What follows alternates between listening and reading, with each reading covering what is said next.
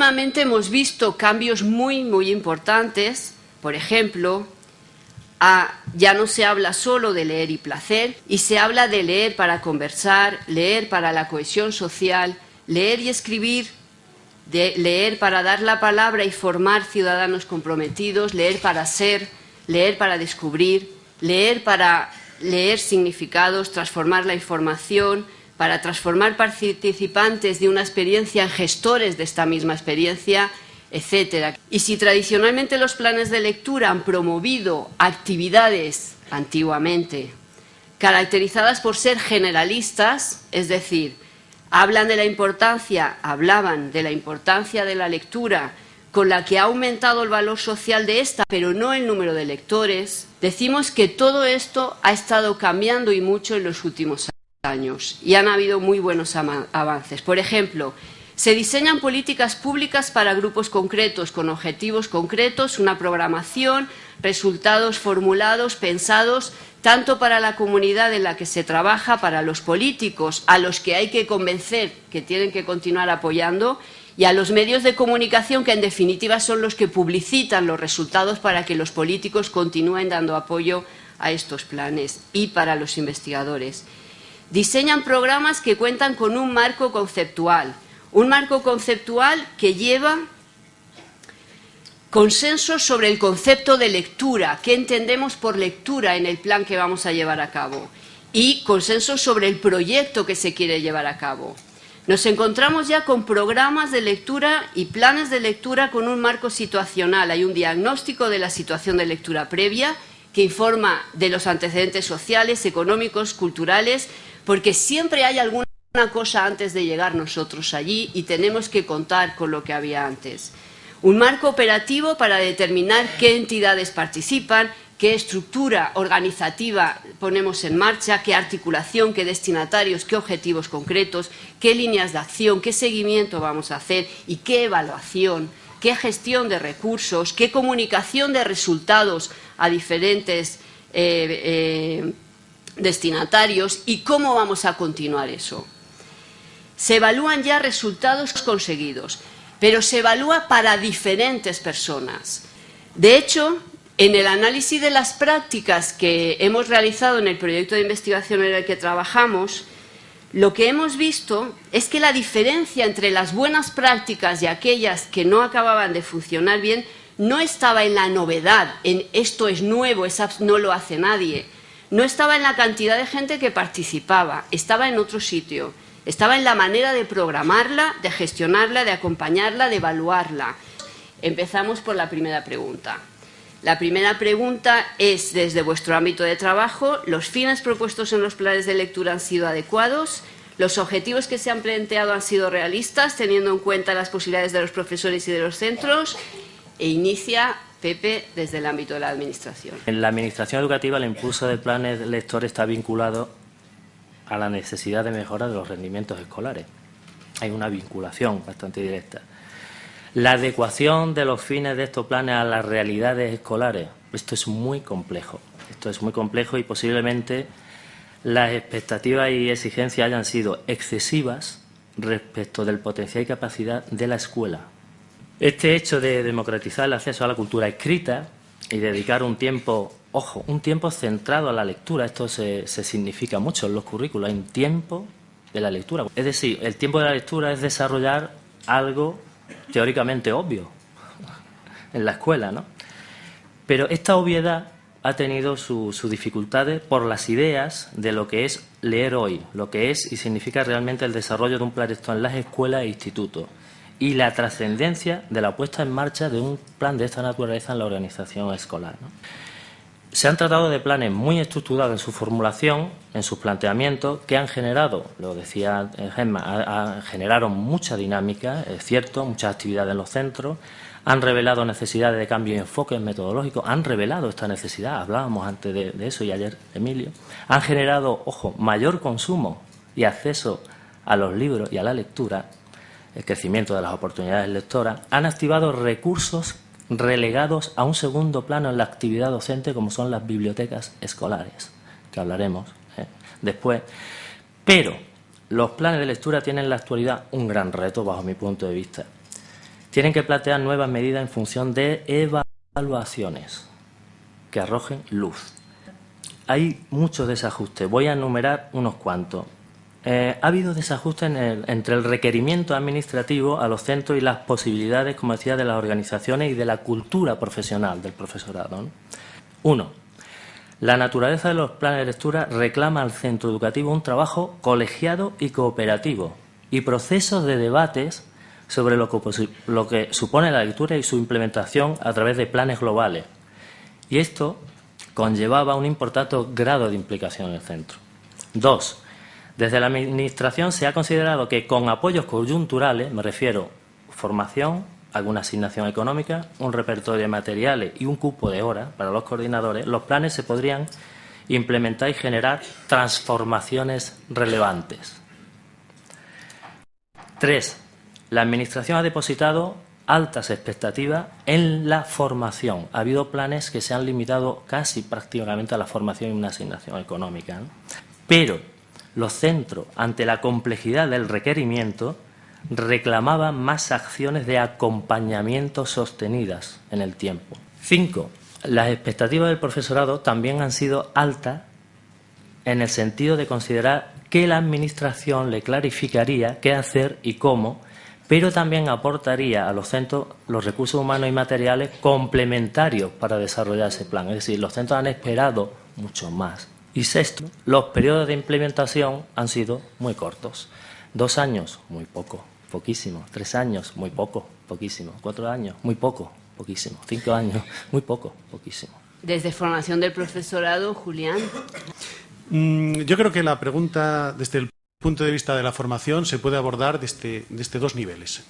Cuando se habla de necesidades, ayer Emilio nos hablaba de necesidades del profesorado, suele plantearse la cuestión desde 2 perspectivas. Necesidades del sistema educativo, necesidades normativas. Hay pues una conciencia social de que en la lectura tenemos mucho que mejorar. Hay unas evaluaciones internacionales que a veces, pues, con sus más y sus menos, pues declaran que en la cuestión de la lectura hay mucho que avanzar. Tenemos un marco normativo a raíz de la LOE y de los reales decretos que insisten en que la lectura tiene que tener una mayor presencia en el aula, y entonces, desde ese punto de vista, podríamos decir que el Plan Lector de Centro es un instrumento adecuado para intentar canalizar todas esas necesidades que el sistema y la sociedad demandan. Pero, por otro, podemos adoptar otra perspectiva tan importante como la anterior. Esas necesidades que los planes lectores tratan de cubrir son necesidades sentidas por el profesorado. Sobre todo destacaría un aspecto que quizás no se ha tenido tan en cuenta, y es la vinculación de la lectura con las competencias básicas. El artículo 5 del Real Decreto de Primaria y el 6 del Real Decreto de Secundaria afirman que la lectura es un elemento clave, primordial, fundamental para el desarrollo de las competencias básicas. Significa no solamente que en el currículo haya objetivos, contenidos, criterios metodológicos y criterios de evaluación, sino que hay que enseñar, tenemos que aprender de otra forma, con otros criterios, y desde el área de música y desde el área de educación física, por supuesto que se tienen que plantear, como decían esta mañana, cómo trabajar con los textos, pero también desde todas las demás áreas tenemos que intentar fomentar otras competencias básicas. Eso supone un cambio que yo creo que la mayoría del profesorado no somos conscientes de lo que representa todavía. Yo creo que hay una diferencia entre lo que puede ser un sector del profesorado que ha percibido los planes lectores como un modo de abordar el trabajo lector, favorecer el desarrollo lector, favorecer la implicación del centro en la lectura, y otro sector del profesorado que quizá lo ha visto no como un modo, sino como una moda. Es necesario, yo creo, que percibamos que podemos afrontar las cosas para implicarnos en ellas, y a veces quizás han sido vistas un poco por encima. El segundo aspecto que quería comentar lo centraría desde la perspectiva de la formación en 4 problemas que, a mi juicio, pueden resumir un poco la cuestión. El primero es que la elaboración de planes lectores ha sido una oportunidad para que en los centros salieran a flote concepciones muy distintas de qué es leer. Incluso a veces no solamente no estamos de acuerdo, sino que las concepciones de lo que es leer son opuestas, lo cual en ocasiones pues genera más desajustes. La formación inicial y permanente del profesorado creo que ha quedado también un poco en evidencia cuando se ha planteado esto. La propia formación y el asesoramiento a los docentes en el proceso de desarrollo de los planes es otro aspecto que creo que necesita un fuerte refuerzo. Y un cuarto aspecto que en parte tocó también antes Pepe, y es la falta de una cultura profesional sobre el trabajo en equipo. La distancia entre lo que las cosas son y lo que deberían ser son lo que nos definen las necesidades, y creo que aquí tendríamos que abordar un ámbito de trabajo muy grande, reflexionar mucho sobre modalidades formativas, sobre ámbitos de formación, sobre los procesos a largo plazo. Y termino, tercer punto.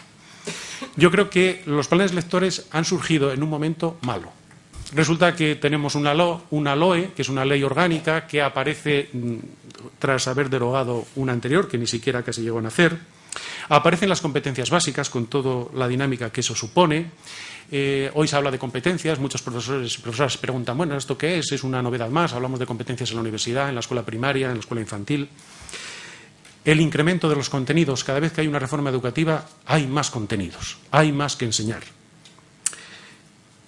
Y además, por no hacer esto muy largo, la sobreabundancia de planes. ¿Cuántos planes, cuántos proyectos hay en los centros? Plan de convivencia, plan para la igualdad de género, plan de actividades extraescolares. Bien, esto yo creo que ha ayudado a que quizás los planes lectores no hayan aparecido en el mejor momento y pues haya tenido esos picos, y estamos ahora, yo creo que en una fase de redefinición, de impulso, y donde la evaluación que apuntaba Pepe resulta fundamental.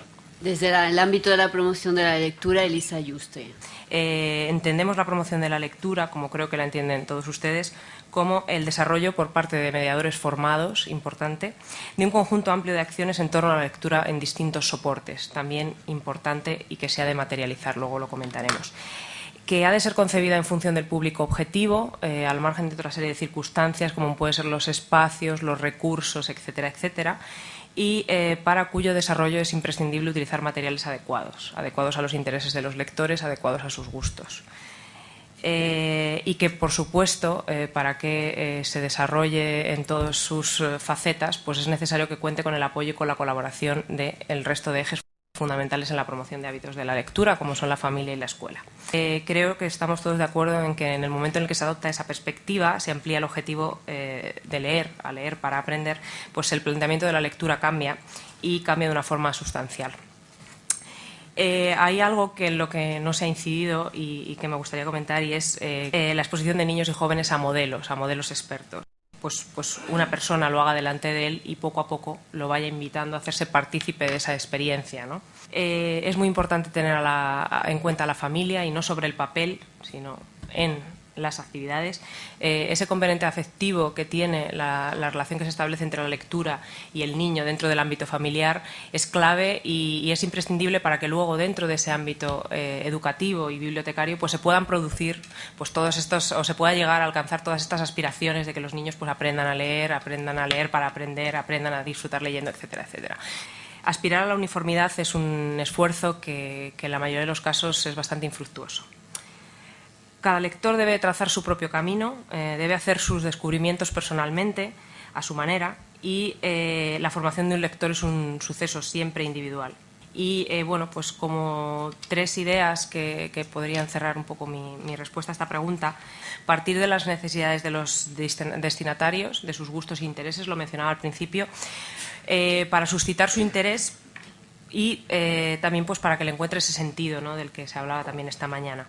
Utilizar materiales de lectura de diferente tipo y en distinto soporte, y que estén adecuados pues a sus diferentes niveles de comprensión lectora, a sus diferentes edades, etcétera.